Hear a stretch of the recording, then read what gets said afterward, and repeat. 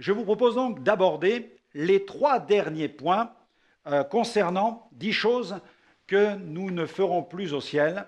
Donc une nouvelle série qui va aborder de ce sujet qui nous intéresse. Oui, les choses que nous ne ferons plus là-haut. Eh bien, c'est le 8e point. Au ciel, vous n'apporterez plus vos dîmes et vos offrandes. Abordant ce sujet, faut-il une nouvelle fois préciser que personne n'emportera ses richesses terrestres là-haut, que la personne soit chrétienne ou non. Pourquoi? Pour la simple et bonne raison que les richesses terrestres n'ont aucune commune mesure avec les richesses de la Jérusalem céleste. Les plus grosses offrandes sont apparemment bien pâles en comparaison à la splendeur du ciel. D'ailleurs, nous allons lire un passage qui se trouve dans l'Apocalypse, au chapitre 21, au verset 18. Face à la gloire du ciel, nous allons rougir si nous considérons les offrandes que nous avons faites au Seigneur ou celles que nous envisageons de faire. Ne nous privons pas de les faire, mais regardez la gloire du ciel. Regardez la gloire du ciel, nos richesses, pas besoin de les apporter là-haut. La muraille, au verset 18. La muraille était construite en jaspe, et la ville était d'or pur, semblable à du verre pur. Les fondements de la muraille de la ville étaient ornés de pierres précieuses de toute espèce. Le premier fondement était de jaspe, le deuxième de saphir, le troisième de chalcédoine, le quatrième d'émeraude, le cinquième de sardonyx, le sixième de sardoine, le septième de chrysolite, le huitième de béryl, le neuvième de topaze, le 10e de chrysoprase, le 11e d'hyacinthe, le 12e d'améthyste. Les 12 portes étaient 12 perles. Alléluia. Chaque porte était d'une seule perle. La place de la ville était d'or pur, comme du verre transparent. Je ne vis point de temple dans la ville, car le Seigneur Dieu Tout-Puissant est son temple, ainsi que l'agneau. La ville n'a besoin ni du soleil, ni de la lune pour l'éclairer, car la gloire de Dieu l'éclaire, et l'agneau est son flambeau. Gloire au Seigneur. Ceux qui donnent pour le denier du culte font erreur quand ils pensent qu'ils rendent service à Dieu en versant une offrande, comme si Dieu avait besoin de notre aide matérielle. Nous devons comprendre que l'offrande matérielle est un moyen que Dieu met à notre disposition pour lui témoigner de notre amour et lui montrer notre confiance. S'il est certain que nos biens terrestres ne nous suivront pas là-haut, nous devons cependant considérer ce que le Seigneur nous enseigne concernant l'administration de nos ressources financières ici-bas. Ces ressources financières doivent bien entendu nous servir à vivre une vie sobre et équilibrée. L'enfant de Dieu doit veiller à ne jamais se laisser gagner par tout ce qui est tendance, car le monde s'est doté d'aspirateurs ultra sophistiqués qui ont pour vocation d'aspirer les richesses. Nos dîmes et nos offrandes doivent servir à glorifier Dieu sur la terre. Elles doivent aussi servir au progrès de l'Évangile dans le monde. J'aimerais vous partager maintenant quelques principes bibliques qui sont déterminants dans notre façon de donner. Nous devons donner comment? Eh bien, avec joie, avec joie. Dans 2 Corinthiens 9, verset 7, « Car Dieu aime celui qui donne avec joie. » Un autre conseil de la parole, il nous faut donner avec le cœur. Dans 2 Corinthiens 9, verset 7, « Que chacun donne comme il l'a résolu en son cœur, sans tristesse ni contrainte. » Et puis, dans le premier livre des Chroniques, au chapitre 29, le verset 9, « Le peuple se réjouit de leurs offrandes volontaires, car c'était avec un cœur sans partage qu'ils s'étaient portés volontaires pour l'Éternel, et le roi David en eut aussi une grande joie. » Donc, avec joie, avec cœur, mais aussi avec précision. Tite 3, versets 13 à 14, Paul adresse cette exhortation. « Et soin de pourvoir au voyage de Zénas, le docteur de la loi, et d'Apollos, en sorte que rien ne leur manque. Il faut que les nôtres aussi apprennent à exceller dans les œuvres bonnes pour subvenir aux nécessités urgentes afin de ne pas être sans fruit. » Donc les offrandes servent à prendre en charge certaines dépenses précises qui sont en rapport direct avec l'exercice du ministère. Et puis, il nous faut donner avec soin. Dans 2 Corinthiens 8, verset 20, « Nous voulons éviter qu'on nous blâme au sujet de cette abondante collecte dont nous avons la charge. » Donc, il est question ici d'un soin particulier. Et puis, avec zèle, dans 2 Corinthiens 8, 7, toujours, Paul souligne le zèle des Corinthiens dans ce domaine, de même que vous excellez en tout, en foi, en parole, en connaissance, en empressement de tout genre, et en votre amour pour nous, faites sorte d'exceller aussi en cette œuvre de grâce. Et puis, 2 Corinthiens 9, 2, je connais en effet votre bonne volonté, dont je me glorifie à votre sujet auprès des Macédoniens. L'Achaïe est prête depuis l'année dernière, et votre zèle a stimulé la plupart. Et ces versets sont en rapport direct avec cette offrande qui est apportée. Et puis, il nous faut apporter une offrande à Dieu sans contrainte. 2 Corinthiens 9, 7, il faut apporter en ayant une bonne résolution dans son cœur, sans tristesse, le texte le dit, ni contrainte. Et puis 2 Corinthiens 8, 3, selon leurs possibilités, je l'atteste, et même au-delà de leurs possibilités, de leur plein gré. On soulignera l'expression de leur plein gré. 2 Corinthiens 9, 5 nous parle là sans avarice ni cupidité. Les chrétiens de Corinthe ont fait preuve de générosité. J'ai donc estimé nécessaire d'exhorter les frères à me devancer chez vous et à s'occuper de votre libéralité déjà promise, afin qu'elle soit prête comme une libéralité et non comme un acte d'avarice. 2 Corinthiens 9, verset 8, « Et Dieu a le pouvoir de vous combler de toutes sortes de grâces, afin que, possédant toujours, à tous égards, de quoi satisfaire à tous vos besoins, vous ayez encore en abondance pour toute œuvre bonne. » Gloire à Dieu. Et puis l'auteur de l'Épître aux Hébreux a dénoncé, quant à lui, la cupidité. Hébreux 13, 5, « Que votre conduite ne soit pas inspirée par l'amour de l'argent. Contentez-vous de vos biens actuels, car Dieu lui-même a dit, « Je ne te délaisserai pas, ni ne t'abandonnerai. » Et puis il nous faut donner encore avec vérité. Dans 2 Corinthiens 9, verset 11, verset 13, « Vous serez de la sorte enrichis à tous égards, dit Paul, en vue de toute espèce de libéralité qui, par notre moyen, aura pour résultat des actions de grâce envers Dieu. Vu la valeur de ce service, il glorifie Dieu au sujet de votre obéissance, à confesser l'évangile du Christ et de la libéralité de votre communion envers eux et envers tous. » Et puis, un autre point important, il nous faut donner avec vision.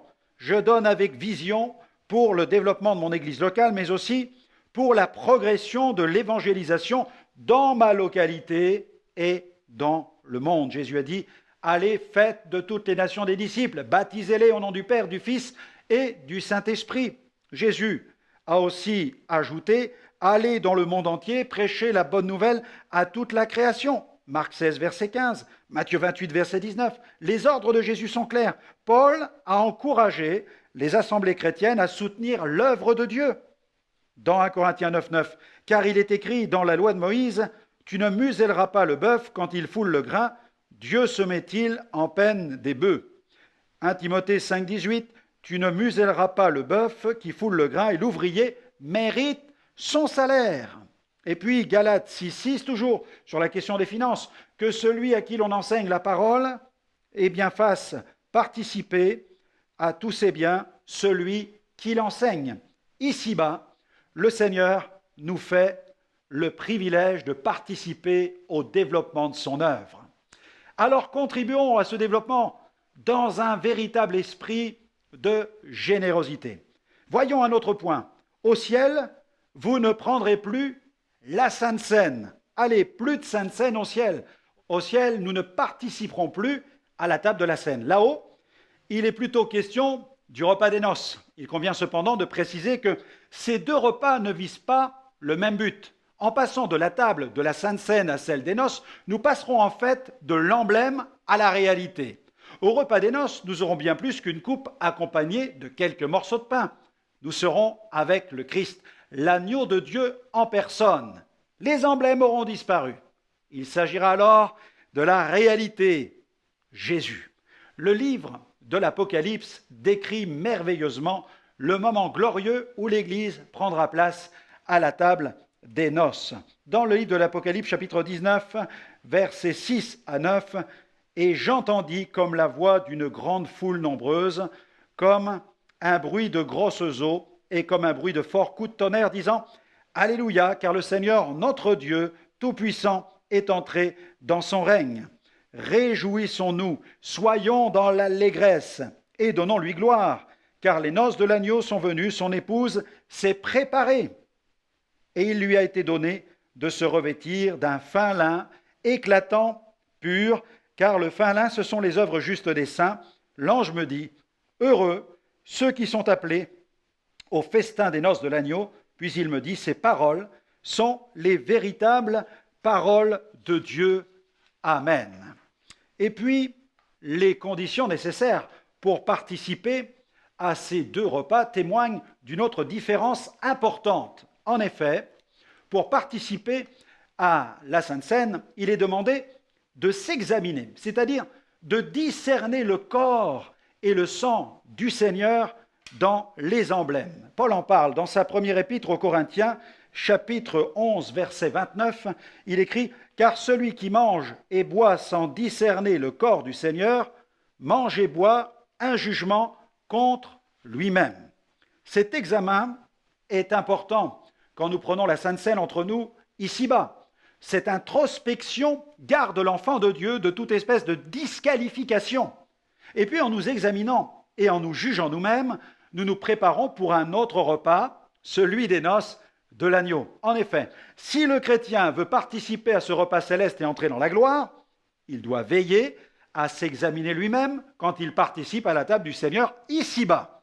Nous ne devons jamais perdre de vue que le repas des noces sera précédé d'un événement glorieux qui s'appelle l'enlèvement.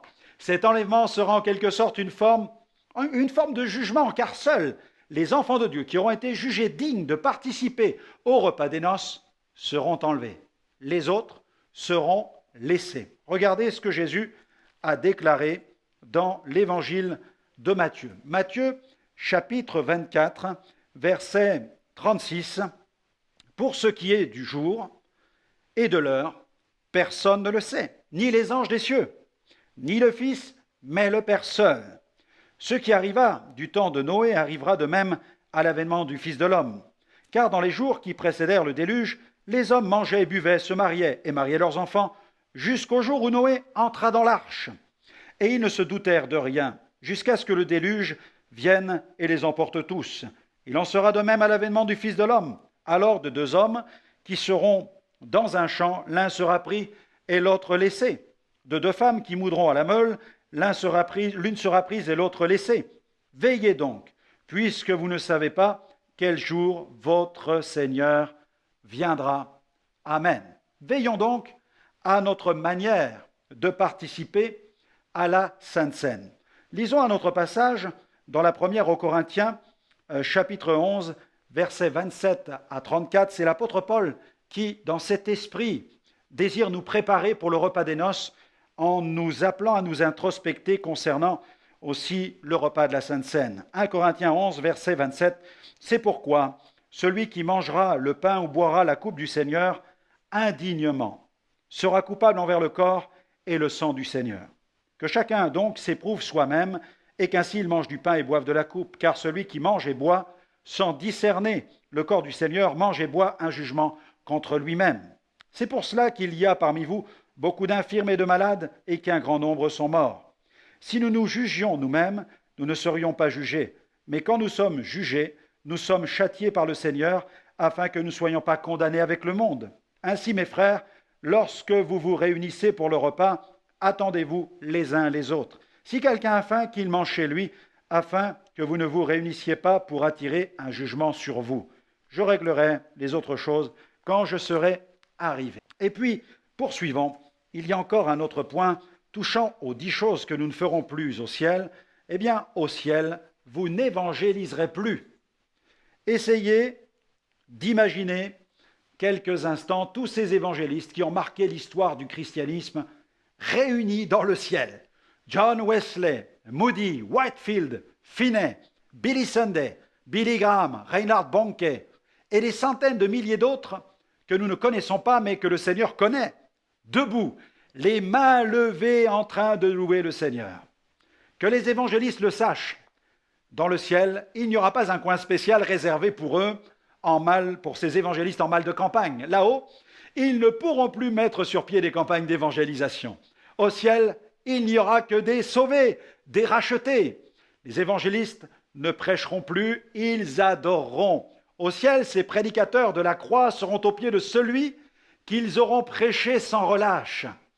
Quant à vous, comprenez bien qu'au ciel, vous ne rendrez plus témoignage. Vous n'aurez plus le souci des âmes, vous ne serez plus brisés pour elles, vous n'intercéderez plus à l'agonie pour elles. Dans la gloire, le repos sera total. Mais pour le moment, vous êtes encore sur la terre et vous ne savez combien de temps il vous reste à vivre ici-bas. Car non seulement Jésus peut revenir à tout moment, mais Dieu peut lui aussi vous rappeler à lui à tout moment. Alors ne gaspillez plus votre temps, ne perdez plus aucune seconde. Rachetez le temps. Prenez conscience de la brièveté de la vie humaine. Prenez conscience aussi de l'urgence de proclamer la bonne nouvelle du salut à ceux qui vous entourent. Pensez aux membres de votre famille, à votre conjoint peut-être, à vos amis de lycée, vos collègues de travail. Car si vous lisez cette brochure, 10 choses que vous ne ferez plus au ciel, ou si vous regardez ce programme en cet instant, c'est que vous n'êtes pas encore au ciel. Saviez-vous que toutes les heures, et cela 24 heures sur 24, la tour Eiffel se met à clignoter pendant une dizaine de minutes. Cependant, l'enfant de Dieu n'est pas appelé à briller seulement 10 minutes par heure. Il est appelé à briller 24 heures sur 24. Jésus a dit « Vous êtes la lumière du monde » Matthieu 5, verset 14. Et oui, nous avons tellement hâte d'entrer dans la cité céleste qu'il nous arrive d'en oublier nos devoirs en tant que disciples de Jésus ici-bas. Gardons bien dans notre cœur cette espérance de la gloire, tout en conservant à l'esprit la nature de notre vocation. À l'instar de l'apôtre Paul, ne résistons pas à la vision céleste et remplissons pleinement notre mission terrestre.